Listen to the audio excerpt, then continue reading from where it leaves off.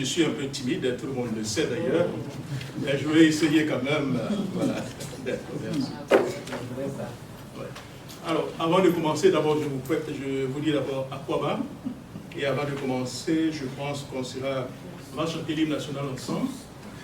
Si vous êtes d'accord. Et puis, on pourra commencer notre débat tout à l'heure. Si vous êtes d'accord, nous devons chanter l'hymne national. 1, 2 et 3. Salut au terre d'espérance, pays de l'hospitalité, tes légions remplies de vaillance ont relevé ta dignité. Tes fléchères Côte d'Ivoire, fiers artisans de ta grandeur, tous rassemblés pour ta gloire, te bâtiront dans le bonheur. Les Ivoiriens, le pays nous appelle, si nous avons dans la paix ramené la liberté, notre voix sera d'être un modèle de l'espérance promise à l'humanité, en forgeant unis dans la foi nouvelle, la patrie de la vraie fraternité.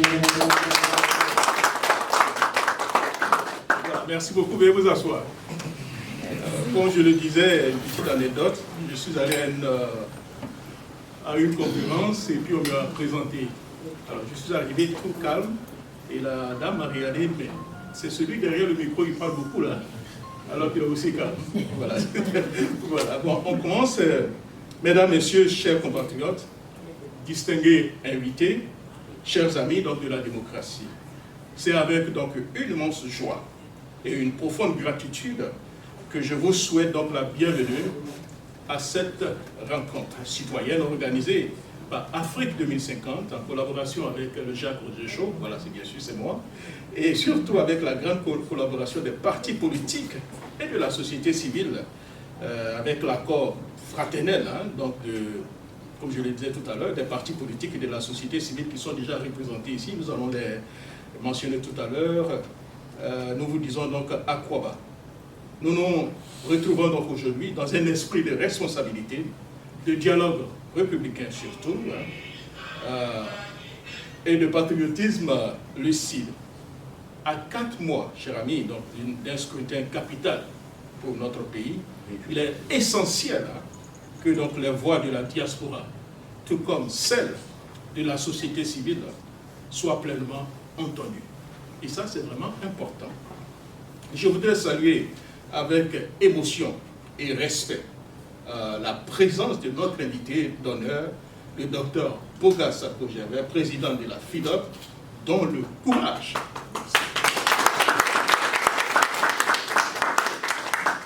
Merci, j'allais le faire tout à l'heure.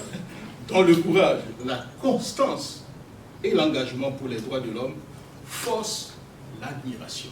Docteur Boga, levez-vous, nous allons vous saluer.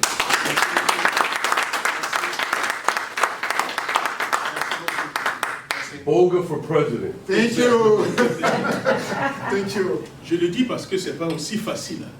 Nous qui sommes hors de la Côte d'Ivoire, même quand nous arrivons des émissions, nous avons peur. Parfois, je me pose la question, qu'est-ce que je dois dire? Est-ce que je dis ce que je dis, je n'aurai pas de problème? Même si je n'ai pas de problème, est-ce que mes parents n'auront pas de problème? Mais lui étant là-bas, il est docteur, professeur à l'université. Il pouvait se taire sur la coulée douce comme tout le monde. Mais il a décidé de parler. Ça, c'est un courage.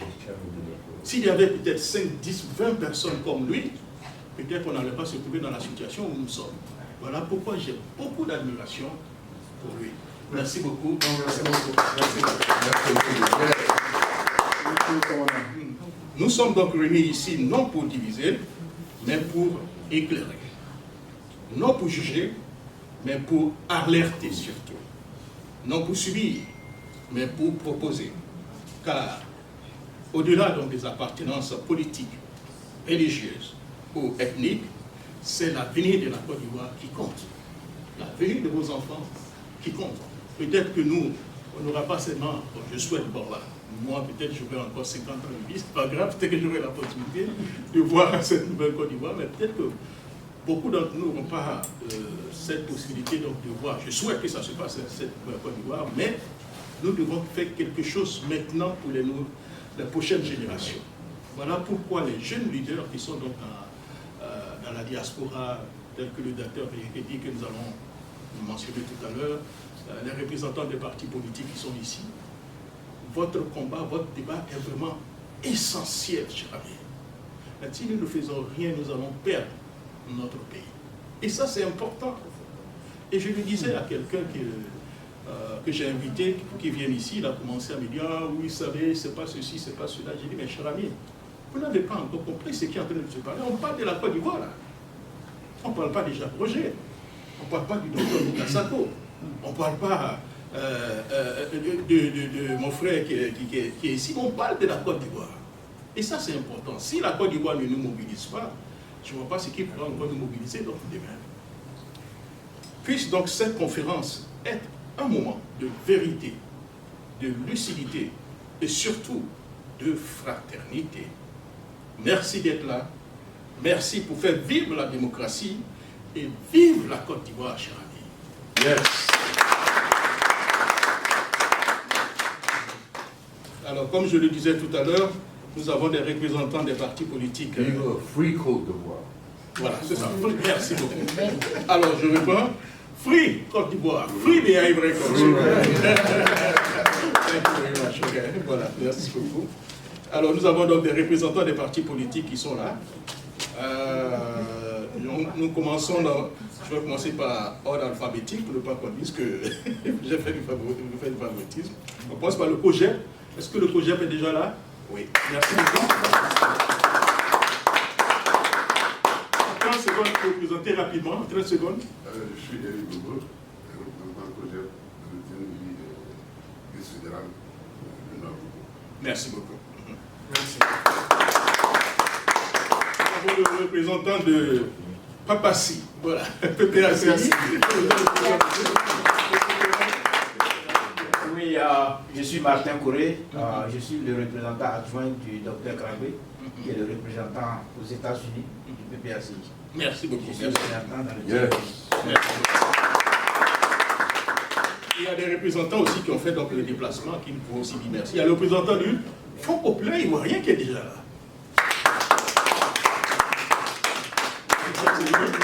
Je suis Thomas Thierou, vice-président du FPI, en charge de toute la fédération aux États-Unis, Canada et Mexique. Le GPS est là, n'est-ce pas? Bon, le GPS est représenté.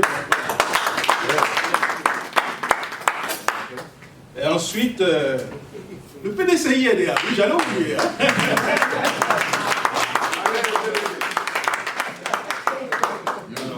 Oui, je suis Oswald Diao, je suis vice-président du PDCI, je représente le président Tidiane Thiam au niveau de l'Amérique du Nord et je suis délégué de Washington DC. Merci beaucoup.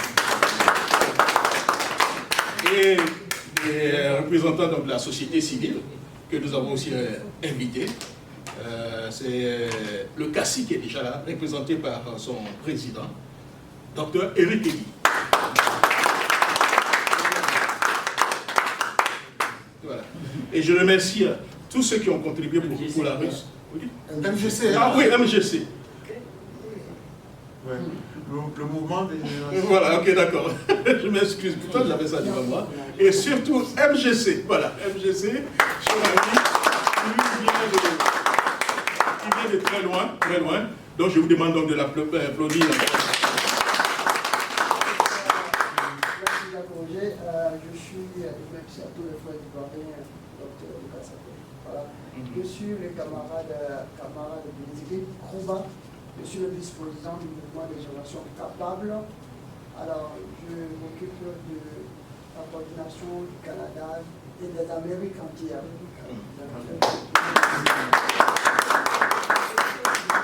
Et je précise que nous sommes suivis sur les réseaux sociaux. Tout à l'heure, quand je regardais donc l'affichage, on était déjà pratiquement 1000 et quelques sur les réseaux sociaux. La Grade Afrique. Voilà, Grade. Ah oui, voilà. La FIDOP. Oui. La FIDOP. La FIDOP. Ah oui, bon, d'accord, voilà. Société civile, d'accord. La FIDOP, qui est représentée par Laurence Wise. Laurence Wise, ok, d'accord.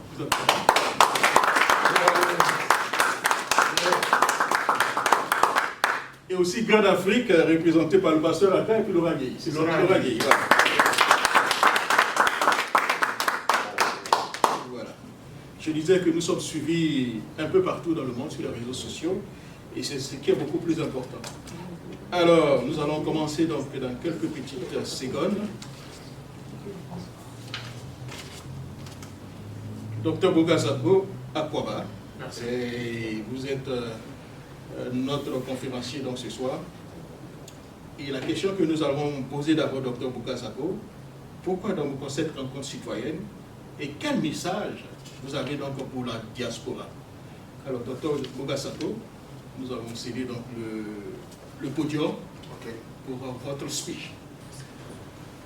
Je voudrais rendre gloire à Dieu.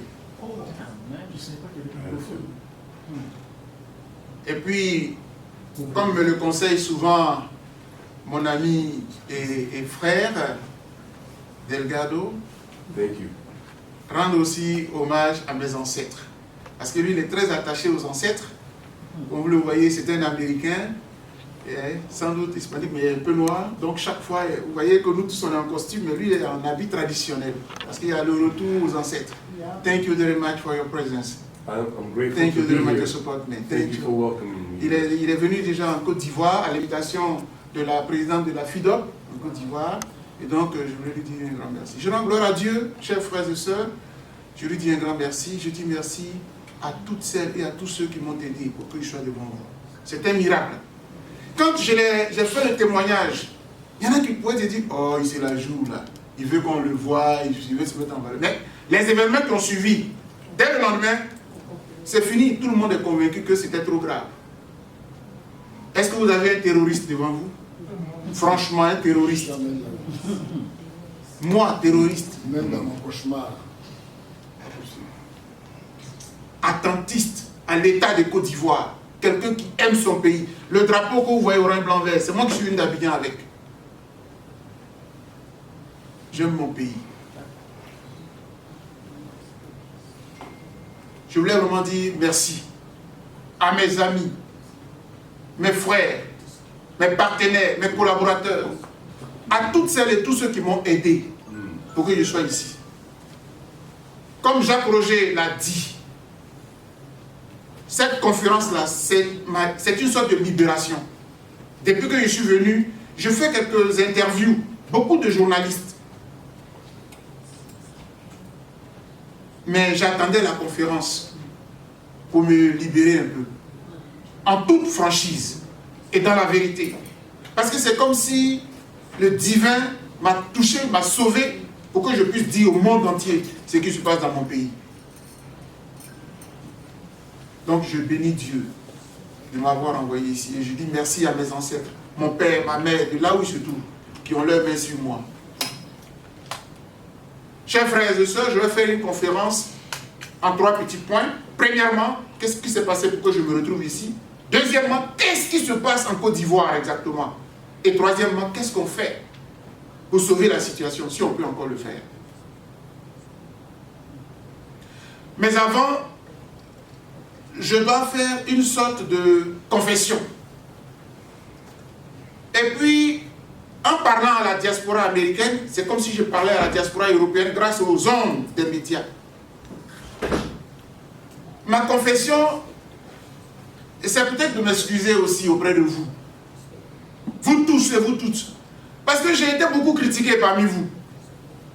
Ah, il a trahi la lutte. Bogasako aller au restaurant. Ça m'a trop fait mal. Ça m'a trop fait mal. Aujourd'hui, beaucoup sont assis en train de regarder cette vidéo, peut-être pour voir la franchise de Dr Boga. Et ils sont en train de dire. Et puis quand ils ont vu les éléments, ils ont dit, ah mais peut-être qu'on l'a trop vite jugé. Et ça m'a fait beaucoup de peine. Tu ne peux pas passer 10 ans hors de ton pays, abandonnant tes enfants, en train de défendre le président de ton pays. Moi, je n'ai pas défendu le président du FPI. J'ai défendu le président de la République de Côte d'Ivoire, qui a été humilié par la France. Insulté ma patrie. Ça m'a écorché. Je n'étais pas dans le gouvernement de Gbagbo. Ce que je suis là, c'est Dieu et puis moi-même. Personne ne m'a rien donné de ma vie. Mais mon président humilié, je me suis levé comme un patriote pour aller en exil. 10 ans. Vous me connaissez, je suis aux États-Unis ici avec Jacques Roger, j'ai animé des conférences partout. On m'a traité de pro-Gbagbo, un faux militant des droits de l'homme. J'ai accepté tout ça. Parce que je me suis dit, tant que le président Laurent Gbagbo est à la haie, avec Blé Goudé, si les deux sont condamnés, la Côte d'Ivoire est condamnée aussi longtemps que Laurent Gbagbo va durer à la CPI. En le libérant, on libère mon pays. Voici le discours que j'ai tenu sur tous les plateaux. Et quand le président Laurent Gbagbo a été libéré par la grâce de Dieu, en janvier 2019, si ma mémoire est bonne, le moment était venu pour rentrer. Le président est rentré le 17 juin 2021 et j'ai pris mon vol le 9 juillet 2021. Arrivé à Abidjan, le président Laurent Gbagbo nous a réunis au Palais de la Culture. Parce que j'étais membre de EDS, Ensemble pour la démocratie et la souveraineté. C'est nous qui l'avons créé. J'en étais le 5e vice-président chargé de la démocratie et des droits de l'homme. Mais pourquoi on a créé EDS? Je suis en train de faire ma confession pour que vous puissiez comprendre ce que j'ai souffert et en même temps les erreurs que vous m'avez amené aussi à faire. On a créé EDS parce que nous nous battions pour libérer le président Laurent Gbagbo. Quand je venais dans les salles, tous ceux qui remplissaient les salles étaient les partisans de Laurent Gbagbo. Et puis quelques amis du PDCI. Mais vraiment, quelques patriotes. Mais en réalité, c'était des partisans du président Laurent Gbagbo. Mais ils ne venaient pas avec une étiquette. Il n'y a pas d'étiquette puisque Afin Dessa était patron du FPI. Donc ils n'avaient pas, ils étaient comme ça. Ils étaient dans les petites associations. Et on partait à la haie. Donc il n'y avait pas de... Donc, on a décidé de créer EDS. Et quand l'idée nous est venue, le président Laurent Gbagbo nous a dit, allez-y à Abidjan pour parler à M. Aboudraman Sangaré, parce que comme je suis à la CPI, je ne peux pas vraiment... Et donc nous sommes allés à la résidence du président Aboudraman Sangaré, et à son âme. La personne qui représentait notre groupe s'appelle Picheri Edith Balé. Ma chère soeur, je te salue, de là où tu te trouves. Avec mon collaborateur et ami et frère, mon avocat, Maître Hervé Kouamini. Je donne les noms, c'est pas bien, mais c'est bon pour que vous puissiez voir la vérité de ce que je viens de vous dire aujourd'hui. Ils ont été à la résidence, on a créé le mouvement, on était en 2015, juste après les élections présidentielles. Il faut mettre un mouvement en place pour que nous puissions rebondir. Le président Aboudraman, ils appellent ça le droit de jouissance, puisque c'est l'organisation la plus forte, donc ça a pris du temps. Et à la veille de la Constitution, du vote de la Constitution, le président Aboudraman nous a rappelé. Ça fait 1 an, vous voyez. Et c'est en ce moment-là qu'on a créé EDS. L'organisation est née le 20 avril 2017. Le président Aboudraman nous a proposé Georges Amawanye, président. Le référent politique, puisque c'est pour lui qu'on se battait, il s'appelle Laurent Gbagbo. Et puis pour montrer que ce n'est pas une affaire politique, mais c'est une affaire des patriotes, le président d'honneur s'appelait Bernard Belin Dadier. Bernard Dadier, qui n'a pas étudié Bernard Dadier? Pour montrer que ce n'est pas une affaire politique, mais on veut sauver notre pays. Voici EDS. Le premier vice-président s'appelle Aboudraman Sangaré, donc président Georges Amawanye, premier vice-président Aboudraman Sangaré, vice-président chargé de la ville et de la ligne. C'était vraiment lui le patron. Deuxième vice-président, Dabouri Tablé, le gouverneur. Troisième vice-président, Stéphane Kipré. Quatrième vice-président, Kaé Eric, le ministre, ancien ministre. Cinquième vice-président, Dr Bouga. Voici EDS. C'est avec cet instrument-là qu'on a parcouru. Je suis venu ici même représenter EDS, tout ça. On a fait ce travail-là. Donc quand on retourne à Abidjan et que le président dit, bon, tout ça c'est bon, je suis revenu, mettez-vous avec moi, on va créer un grand parti politique, on va laisser le FPI à Afin Dessa. Bon, je suis société civile. Le président veut créer un parti politique. Je fais quoi? Si je suis vraiment société civile, je démissionne. C'est ce que j'ai fait. Or, c'est le crime que j'ai commis. Mes amis m'ont traité de... Il allait au restaurant. Et ça m'a beaucoup fait mal. Or, vous savez que je suis un leader d'opinion, je suis un homme public. Donc, sur les plateaux, c'est que vous venez de voir tout à l'heure, vous avez vu là. Là, les journalistes, ça arrange le pouvoir. Donc, ils vont me poser maintenant des questions. Or, en répondant aux questions, je ne suis pas très content de la façon dont le président est revenu. Quand tu en parles un peu, c'est dans sa vie privée que tu rentres. Et c'est comme ça que j'ai écorché le président Laurent Gbagbo. Du haut de cette tribune, je lui fais mes excuses. Parce que c'est un référent.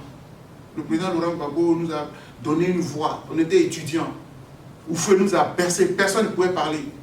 C'est Laurent Gbagbo qui a ouvert la démocratie dans notre pays. Houphouët-Boigny est le père de la nation. Laurent Gbagbo est le père de la démocratie.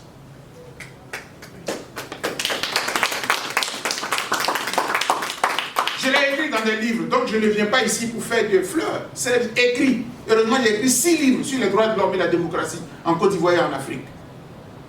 Donc je suis assez à l'aise pour le dire. Je lui fais mes excuses parce que j'étais écorché, j'étais blessé dans ma chair. Et en voulant me défendre, j'ai dû le piquer. Aujourd'hui, le président s'est remarié, je le salue et je suis heureux. Parce que autrement, avant, j'étais gêné. Je vous dis, parce que c'est comme ça que j'ai senti les choses. Je lui fais mes excuses. Parce qu'une autorité, on n'en parle pas en public pour ce qui peut toucher à sa vie privée. Même le président Ouattara que je vais critiquer aujourd'hui, je n'ai jamais parlé de sa vie privée. Jamais. Insulter ses parents, je n'ai pas le temps. J'ai des éléments qu'il viole. J'ai le temps sur ça. Mais je n'ai pas bien touché à sa vie. À cause des critiques des frères et sœurs, j'ai élevé la voix et j'ai dû toucher au président. Je le dis parce que c'est cela. Donc toutes mes excuses au président et je réaffirme mon admiration pour Simone Elie Gbagbo. Parce que pour vous, vous mélangez tout. Or en Afrique, regardez, cherchez-moi une femme politique de la trempe de Simone Gbagbo, il n'y en a pas 2. Depuis que Winnie Mandela est décédée, j'ai du respect pour elle. En plus, elle est universitaire comme moi. Donc je ne peux pas accepter qu'on l'insulte, comme la petite sœur Arlette Zaté avait fait à l'époque. Voilà. J'ai dit cela et mon cœur s'apaise.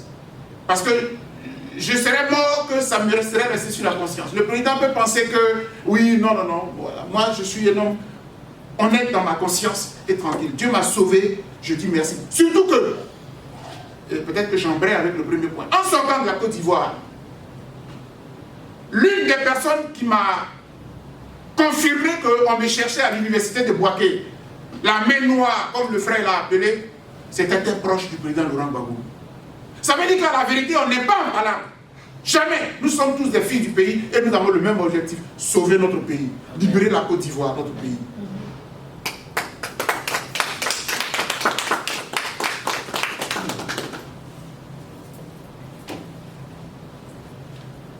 Donc, quand j'ai fini de dire cela, je vais saluer tous les responsables des partis politiques qui sont là. Chers amis et compatriotes, merci d'être venus. On est samedi, chacun ses business. Si vous êtes venus là, c'est parce que c'est ce drapeau. Ce n'est pas Dr Boga. Moi, je suis un témoignage. Je suis venu vous rendre le témoignage. Vous allez être témoin. Chaque fois que j'étais sur les plateaux de télé et que je disais que c'est une dictature, on ne peut pas s'exprimer dans notre pays. Ils étaient là, les petits amis là, en face. Au passage, je salue Arthur Banga, jeune frère, je te salue. Tu sais que j'ai beaucoup d'admiration pour toi, sauf que par moment, bon, on en fait un peu trop. Il faut qu'on se calme. Parce que ce pays-là nous appartient demain. Hein. Ouattara a 83 ans. Si ma mémoire est bonne. Bon. Officiellement. Bon. Donc, il faut vous dire qu'on est une relève. Mais quelle est la relève qui arrive? Est-ce qu'elle a de la valeur? Est-ce qu'elle a de la morale? C'est pas pour de l'argent que je vais vendre mon âme. Parce que tout ce qui se passe là aujourd'hui, on poursuit un tel, lui il est terroriste, tout ça c'est à cause de quoi? Parce que vous avez acquis des milliards que vous ne voulez pas perdre. Chers parents, on souffre pour cette élection qui arrive là parce que les gens ne veulent pas perdre le pouvoir. Parce qu'ils ont acquis des biens, ils ne veulent pas les lâcher. Vous n'allez pas cacher notre pays pour cela.